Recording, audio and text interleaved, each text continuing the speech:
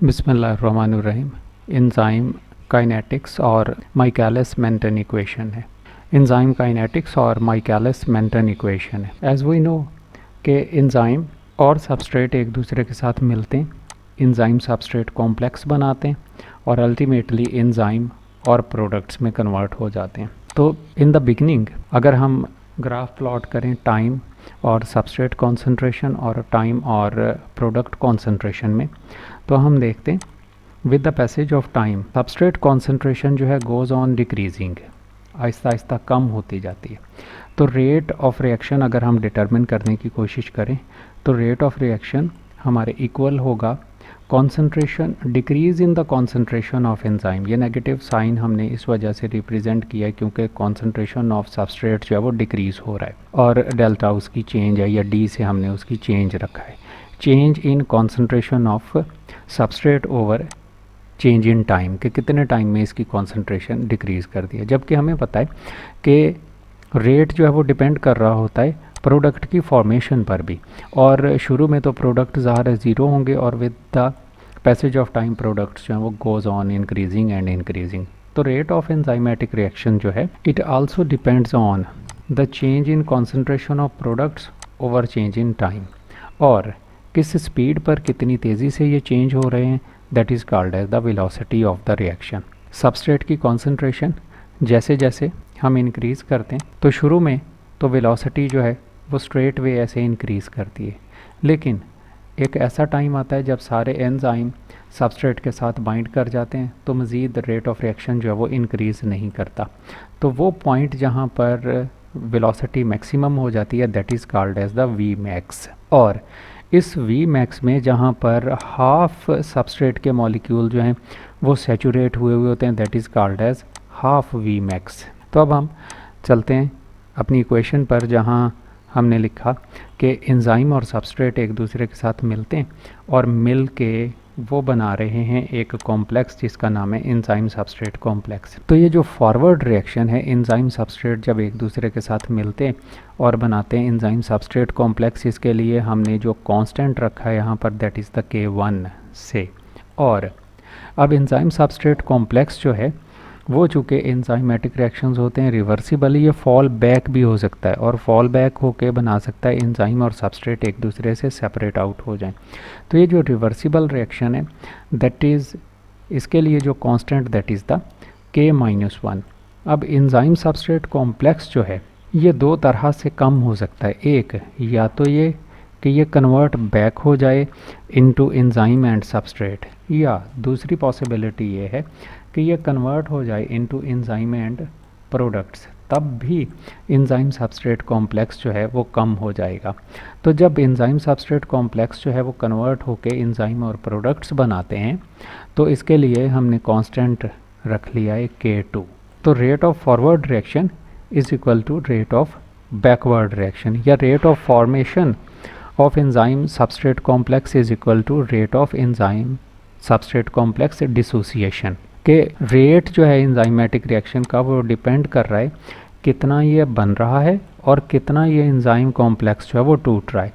अब the rate of enzyme substrate complex formation जो है वो तो डिपेंड कर रहा है किस चीज़ पर भला, K1 पर, कि जितना K1 होगा इससे मुराद है कि ज़्यादा से ज़्यादा एंजाइम और सबस्ट्रेट एक दूसरे के साथ मिल रहे हैं और एंजाइम सबस्ट्रेट कॉम्प्लेक्स बना रहे हैं।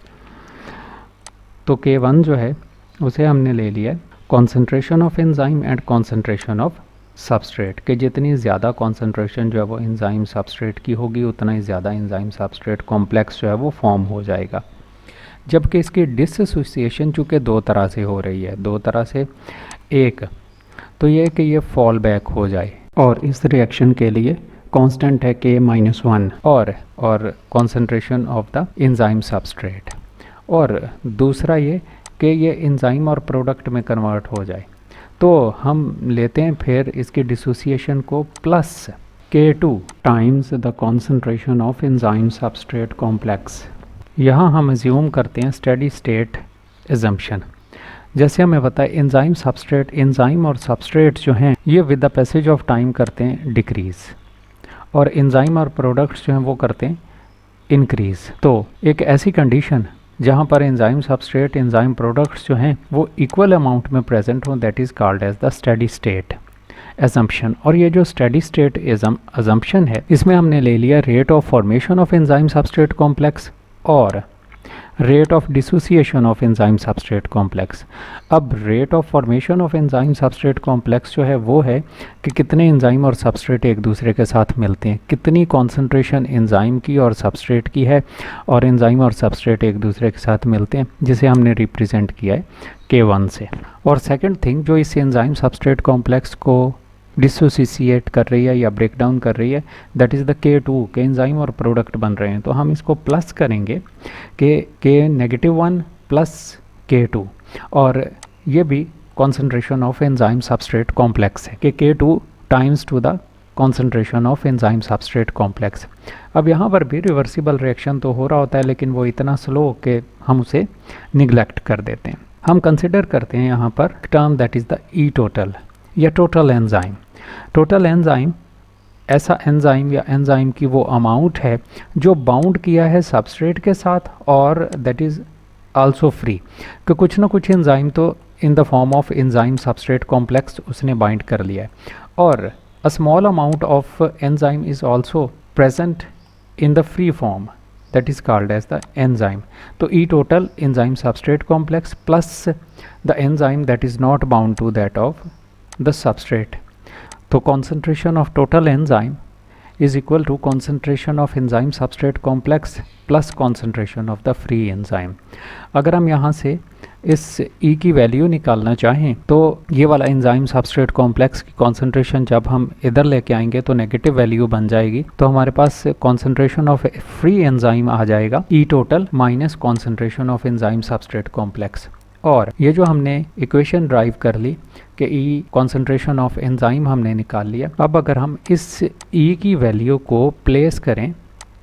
यहाँ, ये जो हमारी इक्वेशन है E की जगह पर ज़ाहिर है हमने ये K1 तो वैसे ही हमारा K1 आ गया, E की जगह पर हमने लिख लिया है उसकी value that is concentration of total enzyme minus concentration of enzyme substrate complex, और कॉन्सेंट्रेशन ऑफ सबस्ट्रेट हमारा वैसे ही आ जाएगा। और ये सारी चीज़ें इक्वल टू हैं K-1 enzyme substrate complex plus K2 और times to the enzyme substrate complex. अब इस इक्वेशन में अगर हम इस K को इस एंजाइम टोटल के साथ मल्टीप्लाई करें और फिर मल्टीप्लाई करें इस एंजाइम सबस्ट्रेट कॉम्प्लेक्स के साथ, इसी तरह से ये जो सबस्ट्रेट है ये भी इसके साथ एक दफ़ा मल्टीप्लाई और एक दफ़ा इसके साथ मल्टीप्लाई हो, तो अब हम मल्टीप्लाई करें तो K1 एंजाइम टोटल आ जाएगा हमारे पास, और सबस्ट्रेट को मल्टीप्लाई करेंगे तो ये सबस्ट्रेट कॉन्सेंट्रेशन आ जाएगी। इसी तरह से आगे नेगेटिव आएगा, K1 जब हम इसके साथ मल्टीप्लाई करेंगे तो आ जाएगा K1 एंजाइम सबस्ट्रेट और सबस्ट्रेट कॉन्सेंट्रेशन। और इक्वेशन के इस साइड पे अगर हम देखें तो हम यहाँ पर फाइंड आउट करते हैं कि यहाँ पर एंजाइम सबस्ट्रेट और एंजाइम सबस्ट्रेट कॉम्प्लेक्स जो है वो दो दफ़ा प्रेजेंट है, तो क्यों ना हम इसे कॉमन ले लें। तो हमने इसे ले लिया है कॉमन, तो जब हम इसे कॉमन लेते हैं तो हमारे पास बचता है K-1 प्लस K2। इसी तरह से यहाँ पर इक्वेशन में इस साइड पर और इस साइड दोनों इक्वेशन में यहाँ K1 और K1 दो दफ़ा प्रेजेंट है, तो हम इसे ले लेते हैं कॉमन। ये K1 हमने ले लिया, हमारे पास आ गया enzyme total concentration into substrate total concentration minus enzyme substrate complex concentration into substrate concentration is equal to enzyme substrate K-1 plus K2। यहाँ हमारे पास है एक और equation that is Km Michaelis constant is equal to K-1 plus K2 over K1। तो Michaelis constant बराबर है rate of dissociation of enzyme substrate complex over formation of enzyme substrate complex, rate of formation of enzyme substrate complex। तो इस equation में हम यहाँ पर देखते हैं हमारे पास जो है K-1 प्लस K2 प्रेजेंट है, तो अगर हम दोनों साइडों से K-1 से डिवाइड कर दें तो यहाँ पर तो ये K और K एक दूसरे से K1 कैंसल आउट हो जाएंगे, जबकि इस साइड पर आ जाएगा हमारे पास K1 ये जो k-1 plus k2 divided by k1 है, हम इसकी ये वैल्यू प्लेस करते हैं तो फाइनल इक्वेशन यहाँ पर हमें जो है वो ये हासिल हो जाती है कि enzyme total, concentration of enzyme total into concentration of substrate minus enzyme substrate complex into substrate के ये वाला और ये वाले हमें हासिल हो गए। जबकि यहाँ पर ये आ गया एंजाइम सबस्ट्रेट कॉन्सेंट्रेशन ऐसे ही और इतने सारे जगह पर आ गया Michaelis Menten constant. Next equation में अगर हम इस माइनस एंजाइम सबस्ट्रेट कॉम्प्लेक्स और सबस्ट्रेट को इक्वेशन के इस साइड पर लेके जाना चाहें तो इस साइड पे ये माइनस है, इधर आके हो जाएगा प्लस, या हम दोनों साइडों से इसे कर देते हैं प्लस, जैसे हमने यहाँ पर किया। ये तो हमारा ओरिजिनल था, हमने प्लस कर दिया इधर ये enzyme substrate complex into substrate, और इस साइड पर भी प्लस कर दिया। तो यहाँ पर तो ये वाला और ये वाला हो जाएंगे कैंसिल आउट, तो हमारे पास फाइनल इधर हासिल हो जाएगा enzyme substrate concentration into substrate concentration. तो फाइनल इक्वेशन यहाँ पर ये हमारी बनेगी enzyme total concentration into substrate is equal to enzyme substrate concentration into Km plus enzyme substrate और प्लस K। अब इनमें से ये जो एंजाइम सबस्ट्रेट कॉन्सेंट्रेशन है ये वाले ये दोनों हम ले लेते हैं कॉमन, तो कॉमन लेंगे तो एंजाइम सबस्ट्रेट कॉम्प्लेक्स ये बाहर आ गया, बाकी रह गया हमारे पास ये Michaelis constant plus concentration of the enzyme. Next हमने बोथ साइड से डिवाइड कर दिया है मिकेलिस कांस्टेंट और सबस्ट्रेट कॉन्सेंट्रेशन से। तो जब हम डिवाइड करते हैं दोनों साइडों से तो यहाँ पर ये वाला और ये तो हो जाएंगे कैंसल आउट, तो फाइनल इक्वेशन जो हमें मिलेगी वो होगी enzyme total into substrate concentration Km और S आ जाएगा डिवाइडेड बाय और एंजाइम सबस्ट्रेट कॉम्प्लेक्स आ गया हमारे पास। तो ultimately concentration of enzyme substrate complex is equal to enzyme total into concentration of substrate divided by Michaelis Menten constant plus concentration of the substrate. यहाँ पर अब हम लेते हैं एक और इक्वेशन, वो है V0 is equal to K2 into enzyme substrate complex. K2 हमें पता है डिसोसिएशन कांस्टेंट है फॉर एंजाइम सबस्ट्रेट कॉम्प्लेक्स की वेलोसिटी जो है वो डिपेंड कर रही है एंजाइम सबस्ट्रेट कॉन्सेंट्रेशन कितना ज़्यादा डिसोसिएट करता है। अगर हम इसे रीअरेंज करें तो एंजाइम सबस्ट्रेट कॉम्प्लेक्स हमारे पास आ जाएगा V0 ओवर K2। यहाँ पर एंजाइम सबस्ट्रेट कॉम्प्लेक्स कॉन्सेंट्रेशन की जगह पर अगर हम ये वाली वैल्यू प्लेस करें तो हमारे पास हासिल हो जाएगा V0 over K2 is equal to whole this. हम दोनों साइडों पर इसे K2 से मल्टीप्लाई कर देते हैं, या K2 सिंपली जैसे हम ले आते होते हैं कि K2 को अगर हम इस साइड पर ले आएँ तो वो मल्टीप्लाई हो जाएगा। तो फाइनल हमारे पास हासिल हो जाएगा V0, ज़ाहिर K2 से K2 कैंसिल आउट हो जाएगा, enzyme total concentration of substrate divided by Km plus concentration of the substrate। यहाँ पर अब हम assume करते हैं Vmax को, मैक्सिमम वेलोसिटी। मैक्सिमम वेलोसिटी वो कंडीशन है जब कोई भी फ्री एंजाइम जो है वो अवेलेबल नहीं है रिएक्ट करने के लिए सबस्ट्रेट के साथ। कि ऐसी कंडीशन आ गई है जब सारा एंजाइम जो है that is converted into the enzyme substrate complex, कि एंजाइम जो है वो सैचुरेट हो गया है विद द सबस्ट्रेट। तो ऐसी सूरत में हमारे पास, तो जैसे पहले हमने डिस्कस किया था कि V0 is equal to K2 into enzyme substrate complex, और यहाँ पर जब मैक्सिमम वेलोसिटी हो गई है तो एंजाइम सबस्ट्रेट कॉम्प्लेक्स जो है वो चूँकि इक्वल है एंजाइम टोटल के, तो हमने यहाँ वैल्यू पुट कर दी कि S की V0 is equal to K2ES में इस एंजाइम सबस्ट्रेट कॉम्प्लेक्स की, और एंजाइम सबस्ट्रेट कॉम्प्लेक्स से चूँकि Vmax पर वो बराबर है एंजाइम टोटल के, तो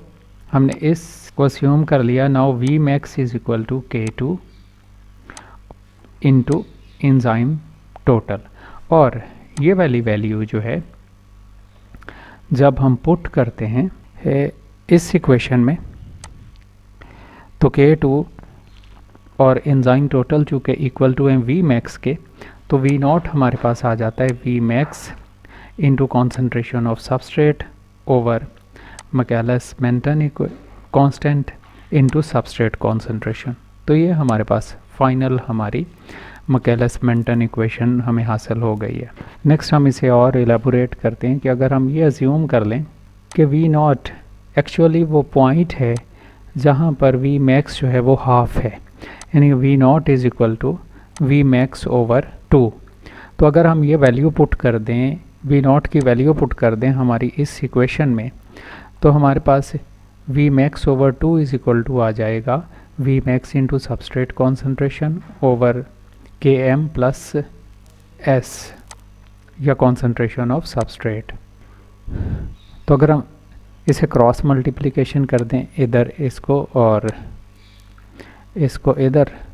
तो हमारे पास आ जाएगा V max into K M plus substrate concentration